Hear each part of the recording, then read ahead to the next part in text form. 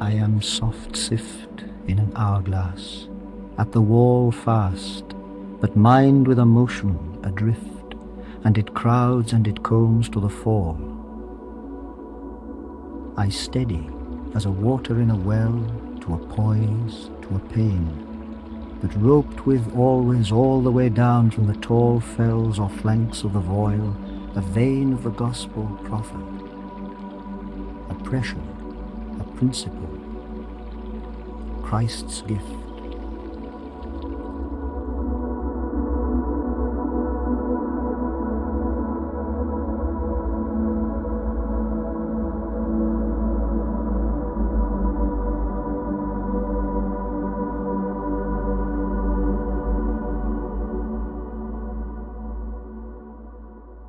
You're listening to the Nostalgia Podcast with myself, your host, Brian Scarf, and today's guest, Theo Howard, the host of the Two Cities podcast and educator and friend.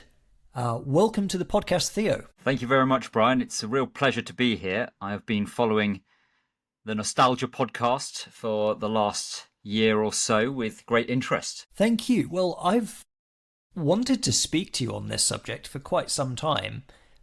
Today we are going to discuss and explore the world of holy wells. It's occurred to me that the concept of a holy place tied into water is almost entirely absent from the modern traditional mind. That if you go to a traditional bookstore, a bookstore which sells traditionalist Catholic materials, you'll find just about everything on theology, philosophy, even to some degree pilgrimages, but nothing that deals in any way specifically with the idea of a holy well. And this is particularly surprising because up until very recently, especially here in our on the island of Britain, holy wells were a deeply integral part of the spiritual practices of the Christian people, and far into the prehistoric past that the island has featured. These centers of healing and spirituality and dream incubation. Why do you think we no longer have a place for this in modern Catholic practice? Well, that's a very interesting question to start with, Brian, because I think it somewhat connects to my own experience with holy wells, with well lore, with Christian veneration of these sites. I really stumbled across holy wells in a number of occasions. I think that's often the way by which Catholics today encounter these usually very humble, discreet, and quiet places in our island home. I think the first holy well that I visited was a place in Dorset, St. Witter's Holy Well, which actually was transformed into a cattle trough, but a very beautiful cattle trough with all sorts of unusual plants growing around it, mugwort and lilies and quite bright flowers.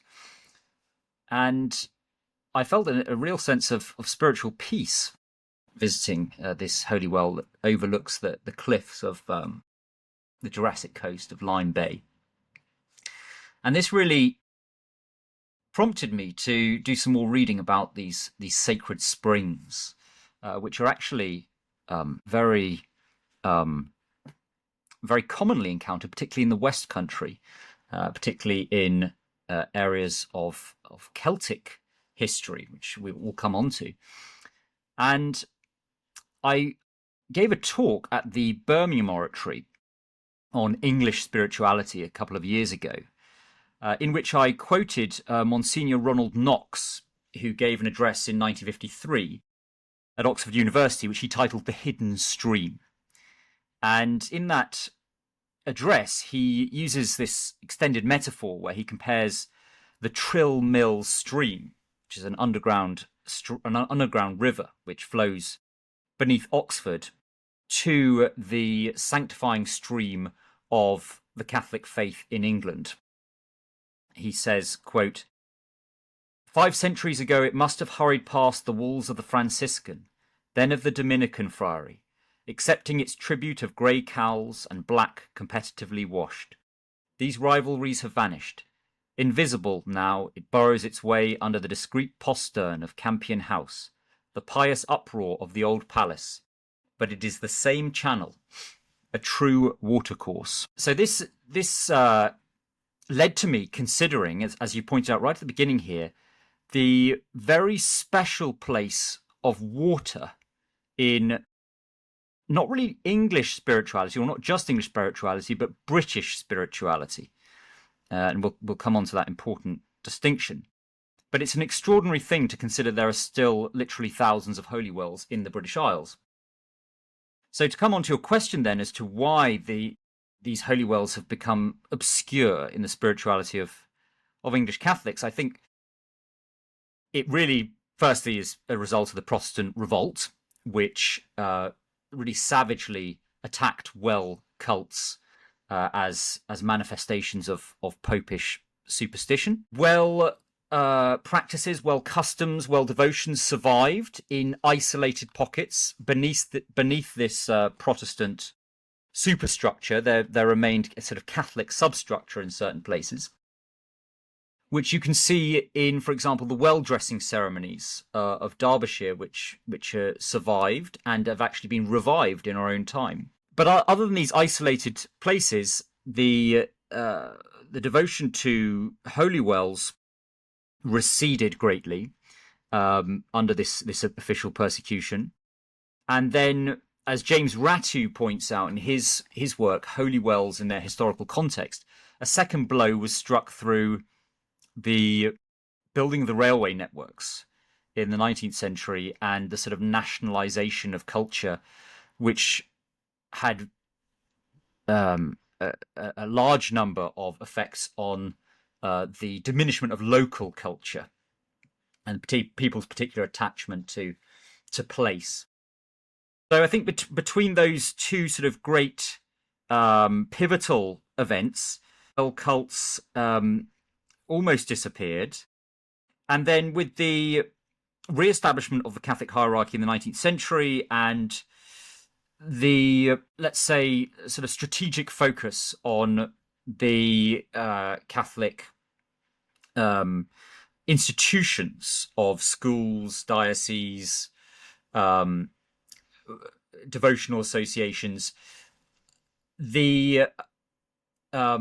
and the sensitivity to Protestant accusations of superstition, it seems that Catholic leaders were not eager to embrace devotions at holy wells, and so they continue to be very eclipsed. But there are notable exceptions. One beautiful holy well that I visited earlier this year was at St. John the Baptist Holy Well in Bisley, near Woking.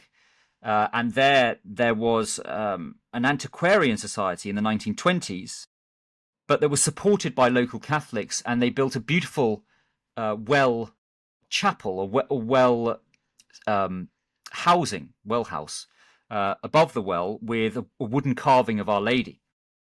And you visit there, and it's like stepping into an Arthurian tale. The vegetation is all luscious and overgrown around the well. Of course, they're usually in very, very sort of damp places. And this wooden statue that was only carved in the 1920s has aged in this sort of enigmatic way, and you can see that the Catholic devotion has just seamlessly almost returned to the site of this holy well. So, yes, I would say overall it has diminished greatly, but there are signs such as St. John the Baptist well there, which show that Catholic devotion has not entirely disappeared. It's interesting that you should bring up the development of the railways, because this had not occurred to me at all. But now that I think of it, it seems that very much in the way that mass transportation systems, our ability to move much further than our ancestors in a much shorter period of time, the effect that has had on the economy in terms of centralization has had a very similar effect on the spiritual economy. And so in some ways, the idea of a healing well and healing water still exists in the minds of Catholics. It's just located in a hyper centralized single location at Lourdes. So it's almost as though every village, and I think that's not, it's certainly nearing the truth, very mild exaggeration, perhaps. Almost every village would have had some kind of holy well or holy spring, and that's now been replaced by this singular pilgrimage destination, which rightly has an incredible reputation. But I don't think it's too much to say that every part of the country at once would have had its own little Lourdes, which didn't require you to go on a very, very long journey to another country, but was the responsibility of the local community, and had, in many cases, had the most extraordinary miracles associated. We're not simply saying that wherever there was a water source, there sort of people imagined places where they had elated spiritual feelings. What we're suggesting is that the traditions handed down, the customs handed down, are that in many, as you mentioned, thousands and thousands of wells and springs across the country, miracles were reported that are in no ways less than the kind of miracles that are now reported at Lourdes. And so I wonder if we bring it back to the specific wells that you visited, each well often has a reputation for a healing of a different kind. Some wells have more of a reputation for healing than others. And sometimes there are specific ailments that wells are reputed to heal. What have your experiences been at the wells that you visited, and how have you interpreted these legends? I think I'd be remiss, since you mentioned Lourdes, if I didn't mention the British Lourdes, which is St. Winifred's Well in Wales. Remarkable for being probably the only, at least major shrine, major place of Catholic devotion that has received unbroken pilgrimages since its establishment in the 7th century. All throughout the Protestant ascendancy and penal times, there have been Catholics who have surreptitiously, but nevertheless continuously, visited its healing springs, and all sorts of miracles have been recorded there, including the visit of King James II, the last Catholic king, and his wife. They made a pilgrimage. I think it's Queen Mary of Medina, his second wife, his Catholic wife. Praying for us to be blessed with a son. The result of which was the birth of James Edward Stuart, so-called Old Pretender. In fact, James the Third and Eighth, who the Protestants dismissed as the warming pan baby, and was the final spark that led to the inglorious usurpation in 1688. So Winifred's is possibly the most famous of the healing springs in this country. Of those that I have visited, the ones that stand out include the Chalice Well at Glastonbury, as I am sure you know, and I think you've discussed in your previous broadcast on Glastonbury. There are two holy wells in Glastonbury, or two particular holy wells. The Chalice Well, which flows red supposedly, and the Chapel Well, I think it is, the White Well that flows through the monastery. And these symbolize, with both with the white water and the red water, the blood and water that flows from our Lord's side, which reputedly also flowed from the chalice, Holy Grail, that St. Joseph of Arimathea brought to Glastonbury. So visiting the Chalice Well, the water is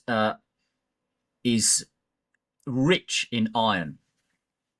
You can taste it, you can feel it, you can smell it, and it's reputed to have all sorts of healing properties, particularly with regard to eye complaints. And of course, science confirms that iron is essential for eye health. And so the rituals people would perform in rubbing their eyes and drinking this water actually have been shown to have all sorts of beneficial effects. I myself found that in applying this water, drinking it, there was a sort of a vitality and a brightness that I felt that really lingered, and I continued to apply in the following days.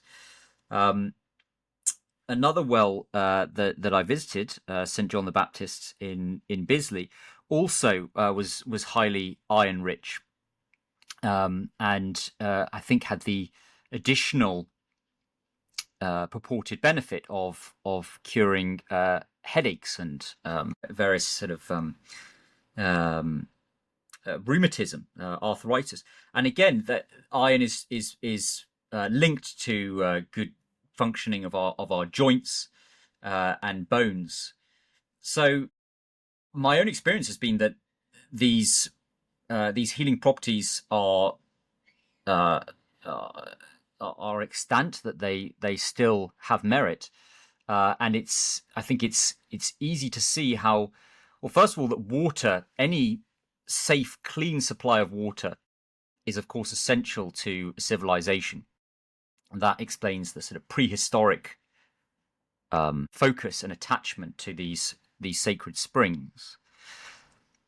And not all of the different mineral qualities of these springs, I think, are linked to their healing properties, but also the fact that they were very clean sources of water.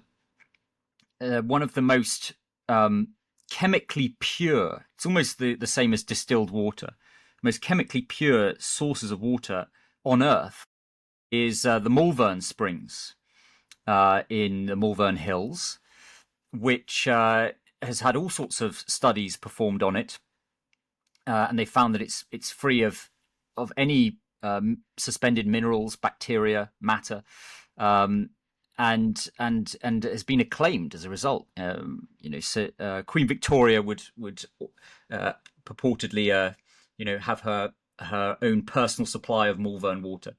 So I think it's very interesting that the British Isles is blessed with verdancy as a result of the rain that we experience, water from above, but it's also water from below, which makes for such an important element of British life, but also British spirituality. That's very interesting.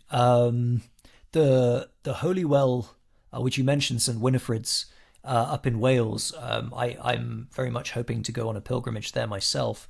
St. Winifred, her feast day is my birthday, and so I feel a particular a strong devotion and sort of personal tie to her. And often that particular well is famous for healing neurological conditions. I have a friend who has whose close friend was involved in a car accident and had sort of a minor brain injury, which wasn't enough to completely destroy his ability to function in the modern world, but severely limit his ability. And he went to the well not really with many expectations, and after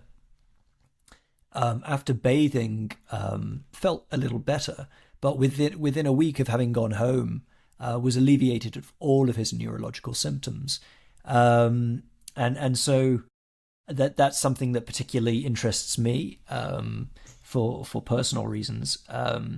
But it's interesting that you mention the qualities, minerals, iron, and purity.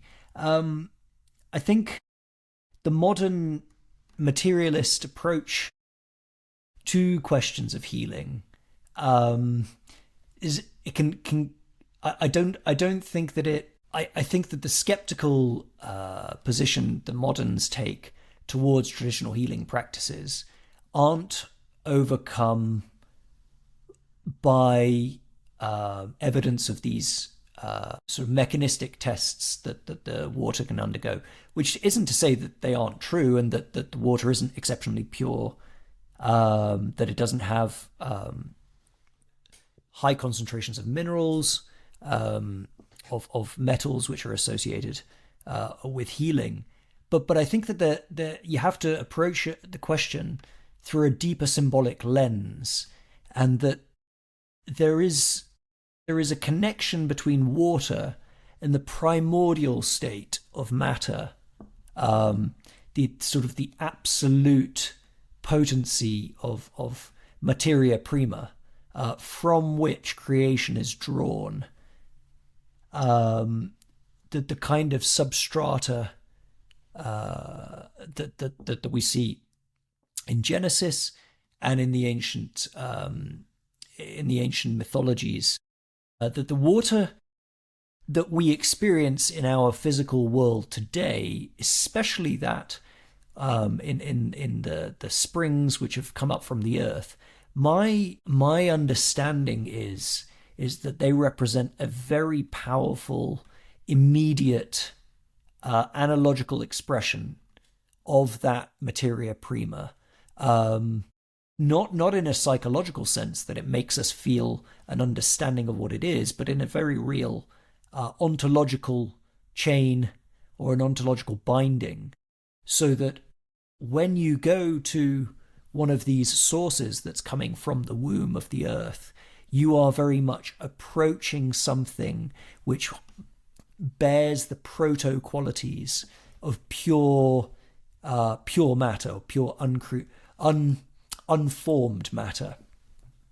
And this is where I think the creative, the healing creative luminosity that I think you and others have experienced, that there's this sort of vibrancy, vitality, comes from. I think it's something like approaching perhaps the symbol, the way that we understand traditionally, the sovereign's face on a coin was considered to be something that one couldn't deface, because it wasn't simply a likeness as we would understand now, but it was a kind of participation. It was to deface the face of the queen, as it was the king now, of course, would be to harm the person of the king, which might sound very strange, but I think that there is a visceral intuition that this is true when looking at the photo of a loved one.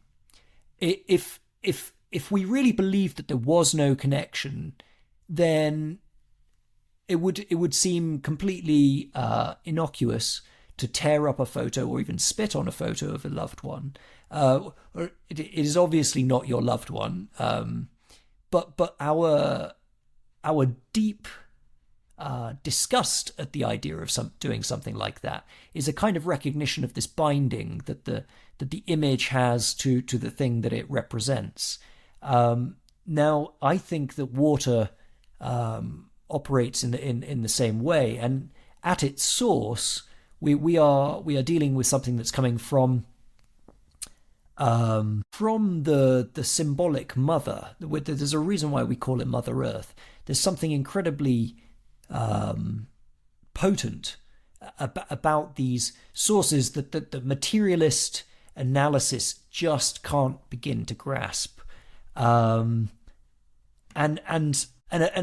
you can even see this in biological terms, that there is the connection between the waters and the womb in a woman as well, and the place where the child is gestated is in the place of the waters, in the amniotic fluid, as the scientists would call it. And there seems to be, I think, a very illuminating the question is illuminated when we approach the world as a book of revelation, where every symbol isn't just meaningful because of our need to find meaning in things, but is meaningful in and of itself in a web of analogies, and applied to water. This I think this is why there is a potency, because it's coming from the place of nurturing and of potency and fertility at the heart of Mother Earth, and this is why so many of the wells are dedicated either to female saints, or very often the most powerful to the Blessed Virgin Mary, or sometimes they're associated with both. And this goes back. This is kind of a perennial insight. This goes back to the pre-Christian times, where these holy springs were dedicated to the pagan female goddesses. So the goddess Bridget, as she would have been in the Celtic lands, is a very common one.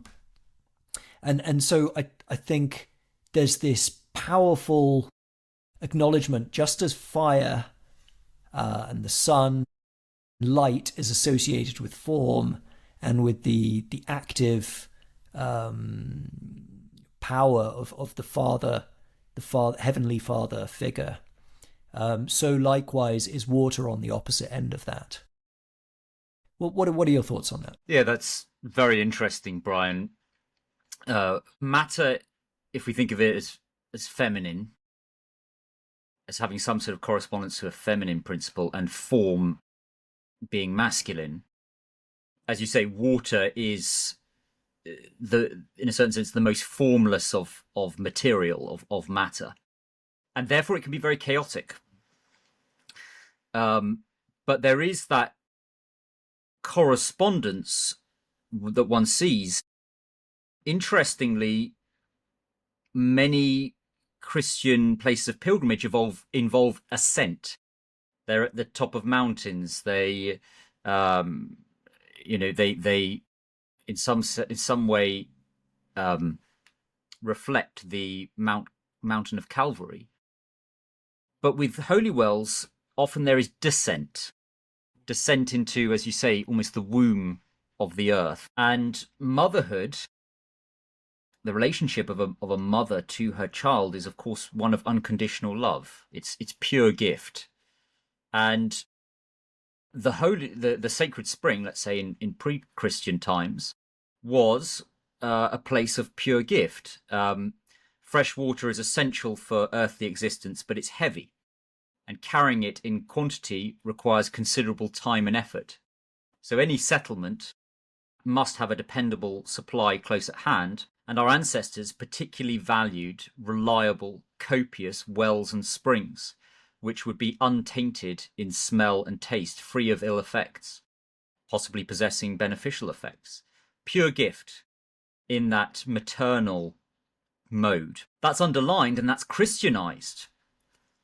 Our new birth is at baptism, and holy wells, as they were Christianized, as these lands were Christianized, became favored sites for obvious reasons for baptisms. And we can maybe get into this a bit later on, but it's very interesting looking at the patterns of well dedications, the density of holy wells and where they're located, which particularly cluster in the Celtic lands in these British Isles. So in England, what was known as Dumnonia, modern-day Cornwall and Devon. In Wales, the lands that the ancient Britons were pushed into by the arrival of the English, the Anglo-Saxons. Then Scotland to a lesser degree, and Ireland in particular. These places, the archaeological record, the record of holy wells, I'm thinking in Cornwall in particular, shows a great correlation between baptistries and chapel wells, well chapels, where they were performed. And as I mentioned, St. John the Baptist in Bisley, there is still a high proportion of holy wells that are dedicated to St. John the Baptist, reflecting that origin. Happily, that particular well, its water is still used for baptisms at the local Anglican church. So the role, the function of these wells is still in use in some places. So yes, I think what you say there is resonant. And another example would be that of the so-called well damsels that appear in some of the medieval Arthurian romances dealing with the Holy Grail. I'm looking at one example where a tale is told about the demise of a holy well that's obviously a sacred place in Britain. The story describes how travellers in Logres, which is sort of corresponds to, you might say, inner Britain, they were served with food and drink by the damsel of the wells. But an evil king raped one of them and stole her golden cup. And thenceforth never did the damsel serve any more, nor issue forth of that well for no man that might come thither to ask for victual. End quote. As a result, the wells dried up and the country was stricken with drought, causing it to become the wasteland that could only be redeemed when the Holy Grail was found. The kingdom was turned to loss, the land was dead and desert, as that it was scarce worth a couple of hazelnuts, for they lost the voice of the wells and the damsels that were therein. So it's mysterious, but our medieval ancestors clearly had this close identification of the holy wells with a feminine presence. This memory, as you might say, and also the identification of the wells with the prosperity and abundance of the land.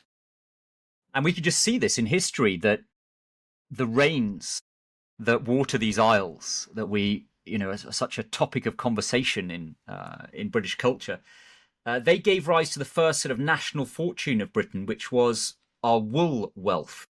So we have good rain, which means we have good grass, which means we have good sheep, good wool. And the wool churches in places like the Cotswolds and in Lavenham in East Anglia, these are evidence of this tremendous wealth that built cathedrals, abbeys, castles, tithe barns, chapels that adorn the English landscape, all because of the water wealth that we have. Interesting. This, I think, leads to a bit of a rabbit hole. There seems to be two entirely, at least in origin, to the best of my understanding, traditions of the Grail that kind of converge in the medieval period. You've got, of course, the Grail legends, which associate the cup at the Last Supper, possibly held by St. Joseph of Arimathea under the cross, receiving the blood and the water from Christ's side, and then brought to Glastonbury and mysteriously leading to the dual streams, the white and the red, which have also been noted as mysteriously mirroring the rubedo and albedo stages of alchemy. Um, but there is also there does seem to be a pre-Christian tradition of a Grail legend tied to the concept of a cauldron, and tied also to the fertility of the land. And on the one hand, what a skeptic might say, well, what is the relationship between these two stories? Is it ultimately just a case of very similar sounding words, which have come to be confused and converge? But the fertility element and the relationship between the masculine and the feminine does begin to map over in both traditions in a way that quite satisfyingly allows for multiple layers of interpretation, feeding each other and reinterpreting each other in a way that illuminates symbolic mysteries in the cosmos, in a way that I think supports the Christian tradition, because I think its strength is always in premonitions that exist in pre-Christian traditions, the expectation of the shape of the gospel, even if it's very low resolution and its details are unknown. For example, the giving birth of a great virgin seems to have been part of many traditions. The expectation that there would be a virgin birth, that there's this deep acknowledgement of sort of the purity and virginity of unfallen creation and the kind of longing for it, and the acknowledgement that it's our defiling of the land that leads to its infertility, its barrenness, and the disease and hunger that follows from that. And it's all sort of, it re-emerges in the concept of the Grail chalice, which I think one of the very earliest, or the very earliest visual depiction of is in 9th or 10th century Spain.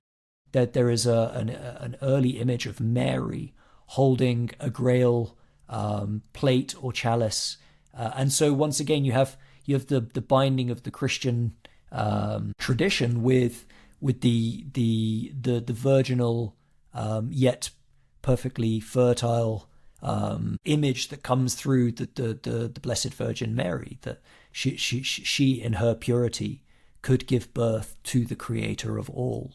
And everywhere there seems to be at least an echo, wherever the Christian lands are, that the springs, either explicitly or implicitly, are bound to that. And so I think that this leads interestingly on to other so the wells and the springs are deeply associated with healing, but they're also associated with dreams and sleep. Tell me more about that. Yes, before we come on to that, just to echo what you're saying there, Our Lady and that Spanish, I think it might be a fresco, or the painting, is very interesting. I think there's a whole book that I'd like to read, which really looks in depth at the various connections between Our Lady and the Holy Grail. It's called The Virgin and the Grail.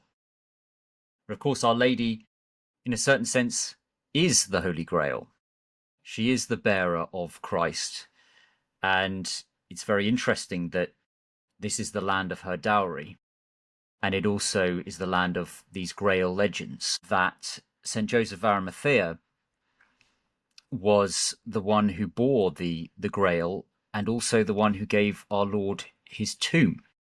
And there's the Church Fathers made many parallels between the womb of the Blessed Virgin Mary and the tomb, the whitewashed tomb that our Lord rose in, bursting out into the new creation, beginning the new creation. Just as St. Joseph husband of Our Lady, was guardian of the womb, so as St. Joseph was guardian of the tomb. There's all sorts of very interesting, very, very deep connections. The healing power of wells also seems to have, as you point to, have some connection to dreams. And this comes back to, let me just check my notes here. This comes back to some of the sites of very early holy wells, which were often, for example, at Bath, built at the sites of Roman settlements. And it seems that there was an emulation of some of the healing practices which were present in the classical world at so-called sacred temples, sacred wells and springs, particularly the Asclepian temples, which I think you've discussed before, where the healing of the body was connected to the healing of the mind and the soul, and the sick, both in mind and body, would fast and take part in various rituals at these Asclepian temples to invoke some kind of healing dream. So in Roman Britain, the archaeologists have uncovered a dream temple, Sydney Park in Gloucestershire, which is at the site of several springs. And I think probably the most interesting and prominent example of this being Christianized, and in fact surviving the Protestant iconoclasm, is in Cornwall, which again is a very important area for really understanding well cults. And that is at St. Madron's Well, or St. Madarn's Well. There are so many Celtic saints that we really only know about through the dedications of local holy wells. And there's a very interesting insight there about the way in which Dumnonia was evangelized, which was somewhat different to the Minster system and the royal and monastic patronage and organization of Christianization that occurred in the Saxon kingdoms. It seems in those Celtic areas there was more of an eremitical model of evangelization, which was tied to saints and hermits living by particular holy wells.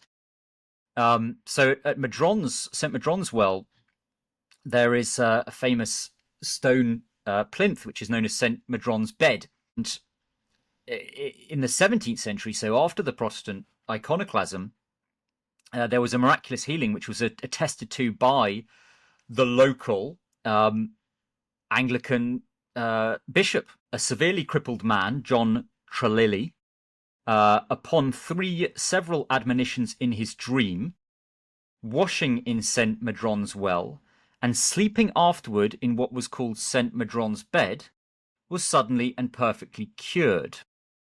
The bed of St. Madron was a nearby stone seat, which was customarily used for dream incubation purposes. No doubt a cold and highly uncomfortable, but perfect medium for the disturbed sleep necessary to give rise to vivid and easily remembered dreams. Very interesting that such customs survived on a local level in these places. And there has been some research which shows that holy wells often correlate with mildly radioactive properties. And it's been posited that incidences where people have become unaccountably drowsy and fallen asleep at the site of a holy well may have something to do with these radioactive properties. So the ancient practice here does seem to correspond to some of these folk memories and cultures that survived. I just want to point out a bit. We were talking a little bit earlier on at sort of the Arthurian connection. The pulling of Excalibur from the lake and then its return. There's an Eastern Orthodox author called Howard Hughes, wrote an interesting article on the Holy Wells of Wales. He speculates on how this may be a sort of inchoate memory of the fact that swords and precious artifacts were left in sacred springs, often to mark the territories and boundaries of different sort of petty kingdoms, and they might even been used as burial places. So perhaps that has some connection to the Excalibur legend. That's interesting. You've visited many of these holy wells. What's your experience of, on just a purely practical level, how easy is it to go and sleep by one of these wells, and what would you advise the listeners in that sense? So I have a great love of wild camping, and I like to try and wild camp near particular Catholic ancient and medieval sites where I can, and I do have an ambition to camp near as close as I can get to a holy well. I've got several possible sites in mind. They tend to be very remote. It varies, but they do tend to be in rural areas. There's a brilliant website which is run by a chap called, let me just get the website up here. Yes, it's called Ancient and Holy Wells, Maps by Andy Norfolk, that has a Google Earth page for each county in England with the location of the extinct and extant wells in that county. As you've got existing ancient holy wells, you've got lost wells, you've got wells that have become domestic wells or town wells. That's a very important aid to discovering these wells. And many of them have established routes of pilgrimage. So St. Madron's Well, for example, has many well-trodden paths for people that visit. And as we've discussed before, sadly, most of those who visit are sort of New Age neo-pagans rather than Christians. Often they leave cluties, which are little scraps of cloth on the trees there. So I think that many of these places, there is a possibility of being able to sleep or stay there if somebody is so minded, and perhaps I can. This is a subject of writing that I would like to share with people, maybe in a year or so. Interesting. And when sleeping out, have you experienced a change in your dreams? I don't know how much you'd want to say on that subject, but it would be interesting, just at least from a superficial angle. Is that something, or do you feel like it requires intentional preparation? Yes, I think that it does require the right spiritual preparation. Fasting would, I think, be the first practice. Prayer and fasting would be the most important preparatory steps that one would take. I haven't camped at a holy well. I have camped at an old Cistercian chapel in Dorset, which is close by to a holy well. It was a sort of satellite chapel to the monastery at Abbotsbury, the Abbey at Abbotsbury, which is a beautiful place, and is now on private land, but available for public access. What remains is an arch, the arch of the chapel, and the area of the sanctuary where there is the sort of rough altar stone. When it came to it, I couldn't quite sort of bring myself to camp within the chapel, and that was partly because it was very dark and I didn't quite know how likely it was that somebody might visit in the night. Of course, the chance was very low, so I don't think I quite entered into the the vicinity of the this spiritual place as much as I might have done. It's not necessarily a bad thing. I think there's a very long history of reported paranormal disturbance at places of ecclesiastical violence or destruction of ecclesiastical buildings. So I think in that case, there may have been that your intuition may have been the right thing. And instances of desecration by exactly. occult groups. There is a holy well in the New Forest in Burley, which is quite close to where my mother lives. That is in a village which is renowned for Wicca. So there are about 3 Wicca shops and occult establishments in this one little village. And locals have complained about people gathering at night and lighting fires. There's even been instances of severed sheep heads being left on car bonnets and all sorts of very dark things like that. We went to visit the Holy Well, which is down a very secluded, wooded path at the edge of the village.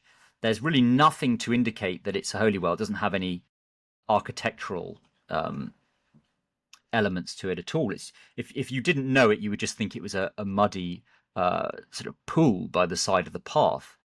But on closer inspection, you can see that actually the water is coming from below. It's bubbling, and it's actually very clean.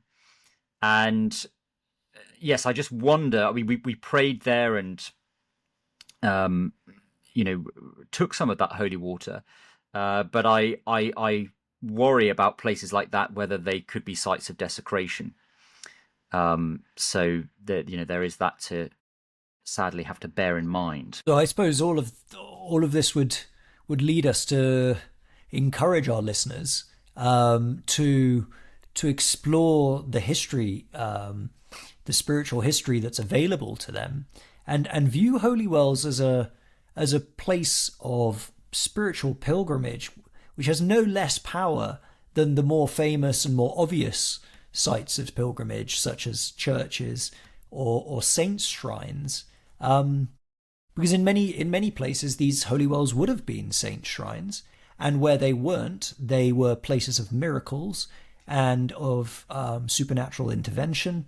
There are angels are associated with these healing places, not only in the scriptures in the New Testament, but also as recently into the modern age as the recently proclaimed Doctor of the Church, St. John Henry Newman, who specifically speaks on this subject in one of his most powerful homilies, pointing out that all of these elemental locations are governed by angels, and this would also be a contributing factor as to why they have healing power and why they would influence our dreams. And so they very much should be put back on the map as a way of retrieving what people so hunger for, the traditional practices.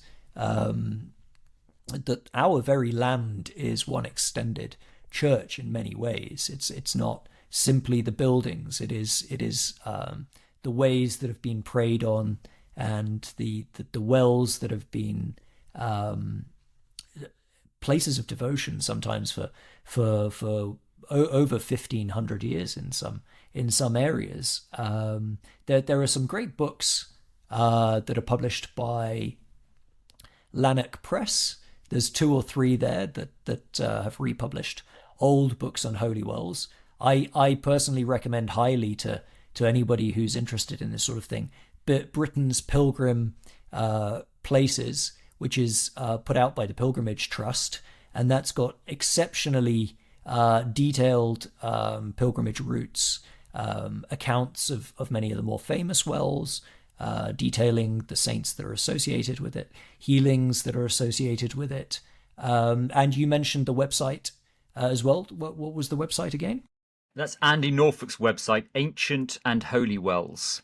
Ancient and Holy which Wells. Provides a cartography, a comprehensive cartography of holy wells in England in particular. That's a great resource for actually visiting your local holy well.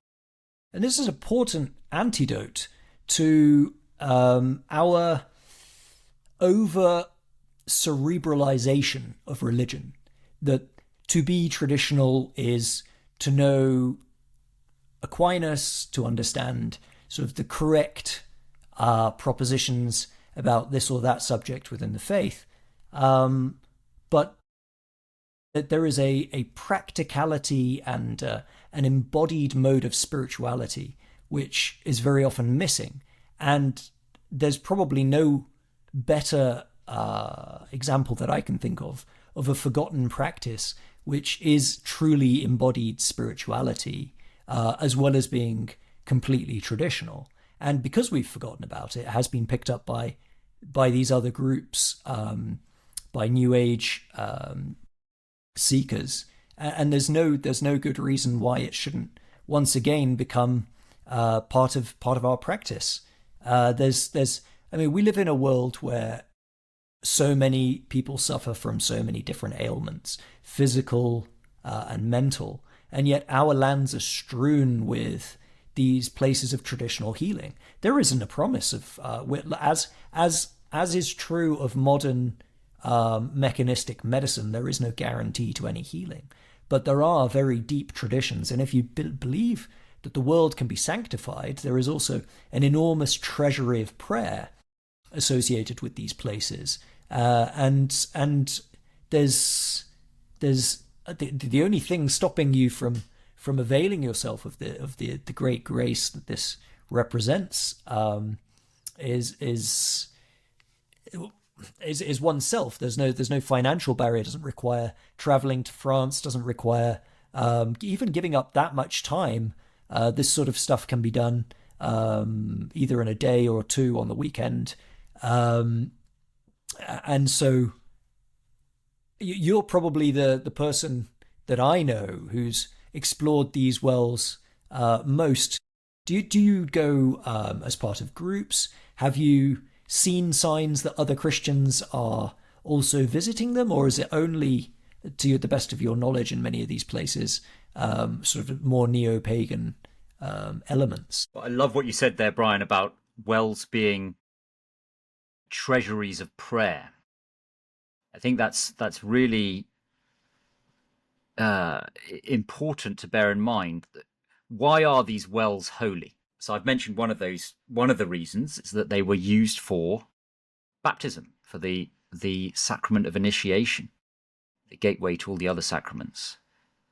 But in addition, they are holy because they were often, and particularly again in the Celtic world, the sites of the cells of different anchorites and hermitesses who made use of their fresh water and would actually, folklore tells us, bathe in the holy wells while singing the psalms. So this water is sacred in that it is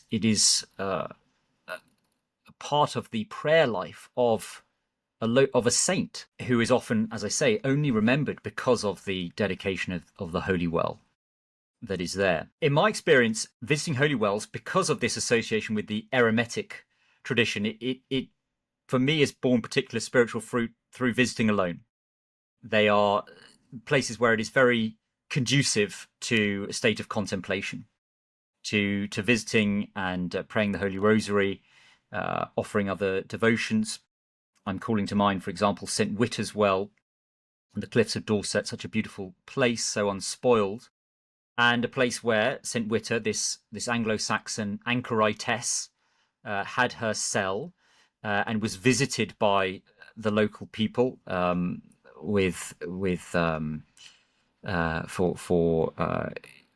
for healing and for education. And the signs of a revival of Catholic pilgrimage to these places, as I say, I think it's beginning to be seen, and I find that very encouraging. We've talked before about the importance of a national spirituality, of recovering a particular sense of what it is to be both English and Catholic, or both Welsh and Catholic. But I think part of that, a constituent part of that, is the recovery of county spirituality or regional spirituality, and I think holy wells are an integral part of that. That just as in the case of St. Witter, who is the patron saint of Dorset, the cults of particular county patrons, which are so often tied to local monasteries, local minsters, which were these colleges of missionary priests that slowly evangelized these isles, and anchorites. They are so often tied to these sacred springs. So it's a very, I would say, obvious place for devotions to those local saints to be revived as the kind of Catholic communities that we envisage beginning to coalesce. As those begin to form, I think devotions, pilgrimages are going to be a really important part of that. And I would like to see a future where the land and of holy wells is actually acquired by Catholics, and we actually see the construction of well chapels, once again, well houses, the infrastructure around wells, which allows the water to be channeled into pools, which makes accessing it much easier, and the saints, the chapels and the statues and the Holy Mass to all take place there on a much more established basis. At the moment, are you aware of anywhere that has infrastructure like that other than at St Winifred's in Wales? But obviously that's the only one that has a continuous tradition. But are there other places where we do have at least some somewhere where pilgrims could go and say mass if a priest came along, or is it? There may well be chapels. Anglicans are willing to open up, and I think that is also a good. That those buildings will have very deep Catholic history as well. That would be a good pursuit. But I wonder if you know of anywhere that has an active Catholic presence other than at Holywell. Yes, one that immediately comes to mind is in one of the most important pilgrimage sites in this country, which is at Walsingham. There is a holy well with different springs in the village of Little Walsingham. So there is one which is within the Anglican shrine of Our Lady of Walsingham, which, as you know, is much more beautiful than the Catholic sort of large barn church that is by the Slipper Chapel.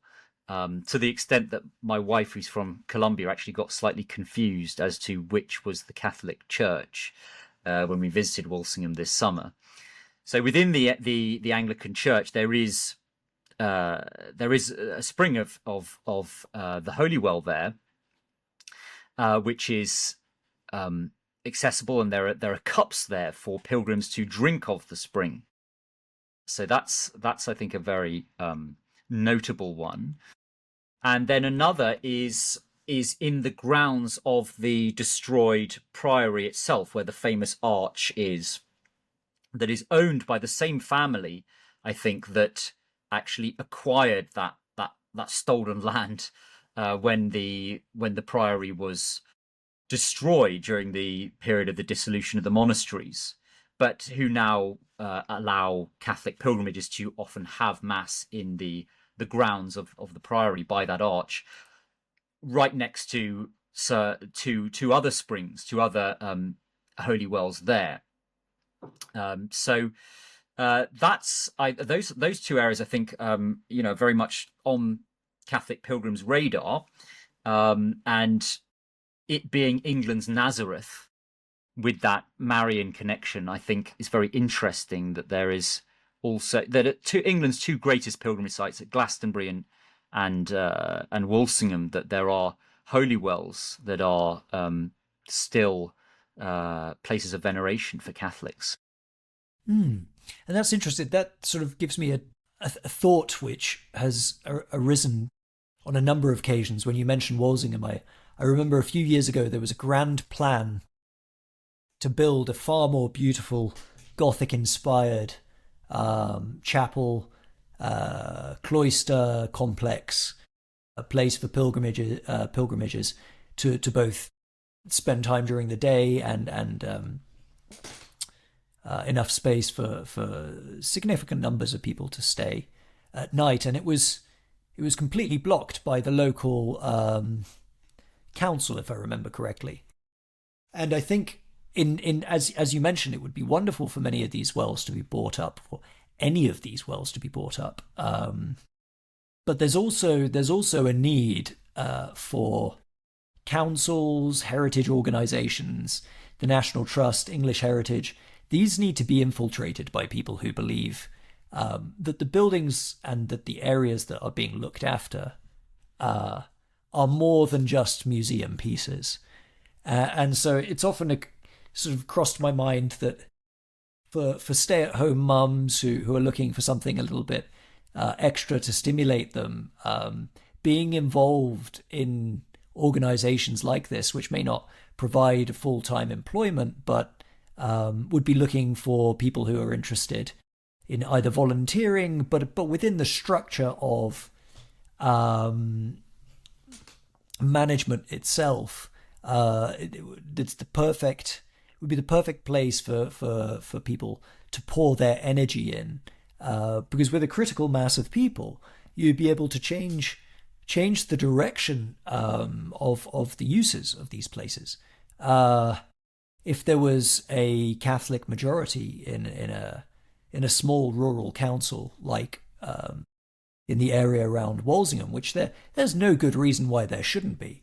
If we can have entire councils in London boroughs controlled by Bangladeshi Muslims, then there's no good reason why the same can't be done in places where there are unusual numbers of highly motivated and highly practicing Catholics.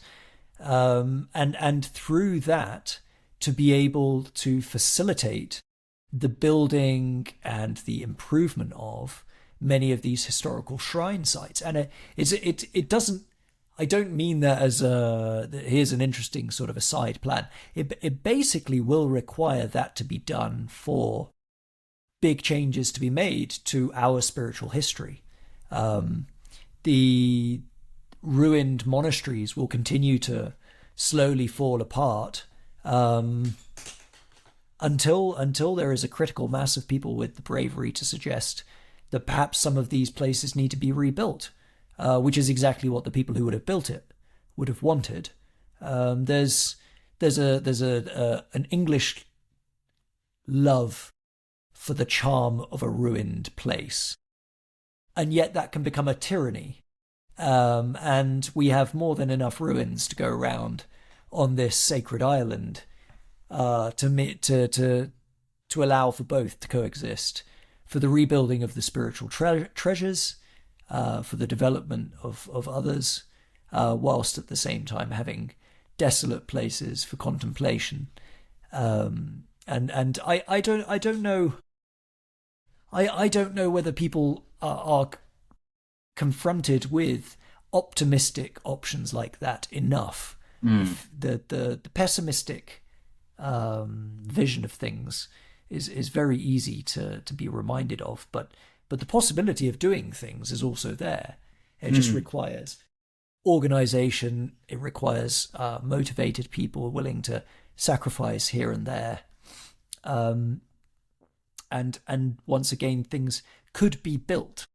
Not everything must always decline. I think the holy wells are maybe the perfect example of something that's so widespread across the country that there's very little to stop here and there developments of these pilgrimage sites. Absolutely. Yeah, that's what I've been advocating, and we've discussed a number of times in the past, Brian. I think really we would love to see happen in our lifetime the concentration of Catholic families in communities the embracing of the Benedictine charism of stability and proximity, which then leads to local political power, local economic power, and then local political power. That grassroots, what I've called the little way of Christendom, that I think people are beginning to at least be open to, because many of us have a stable liturgical life. We have a stable family life, which is propitious for the transmission of our tradition in our oikoi, our households. So what's the next step? Well, the next step is that we start to densify and, as you say, gather around some of these places which were sacred to our forefathers in the faith. They are the natural places for our Catholic communities to form. As you say, this is what other ethnic groups do, and they do often remarkably successfully. Obviously, a lot of them have the sort of tacit sponsorship of the regime, but these things can be done quietly, off the radar. As you say, there are notoriously Muslim councils that sort of allow for this parallel Sharia law legal system to take place. There are areas in North London where Jewish law with regard to observance of Shabbat and so on takes place. So with Catholic concentration and into particular locales, as you say, the possibility of actually gaining more influence locally, politically, is very plausible. And holy wells are so abundant in this country, particularly in areas as you go further west. They would make, I think, very very favourable locations for these kind of efforts. It would bring an interesting reflection into the spiritual, it would bind an interesting connection between the spiritual and the material need to build around clean water. That no settlement has ever been built without access to clean water. Well, it seems like in a spiritual world of disarray, where the church is dissolving, disintegrating, to rebuild around places of spiritual power in water would make sense. And so many of our historical towns, anything with the word well in, even the most obvious being Holywell in Wales, or Wells in Somerset. These places were built around these holy wells. Now, I know you've been thinking about this for a very long time, so I just wonder if you have anything else on your notes that you wanted to talk about with regards to wells. Yeah, well, just to sort of underline further what you've said there, St. Gildas, in his sermon on the conversion of England and the martyrdom of this country's proto-martyr, St. Alban, discusses how St. Alban is led by the River Thames. It's possibly the River Ver, but it was close by. And it was clogged with a mob of townspeople who wanted to watch the execution. And Alban is said to have prayed for a quick death, and the river subsequently parted ways, allowing Alban and his captors to cross on dry land. And when the mob and indeed some of his executioners witnessed this, they fell to their knees and prayed that they would suffer with Alban or be executed. So and then there's the famous scene where Alban is beheaded, but and his head falls to the ground, but so do the eyes of the second executioner who killed Alban.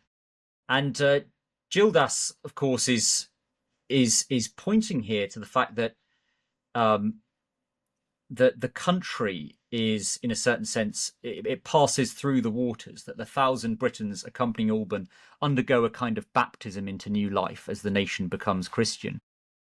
There are other parallels, as Moses struck water from the rock, so it gushes forth when St Cadog of Llanchafen in Wales strikes his crozier into the ground. The waters now obey God's servants, showing that the land itself is explicitly and recognisably his. So in working for the resurrection of the church in England, beginning with water, as you say, beginning with baptism, I think is a very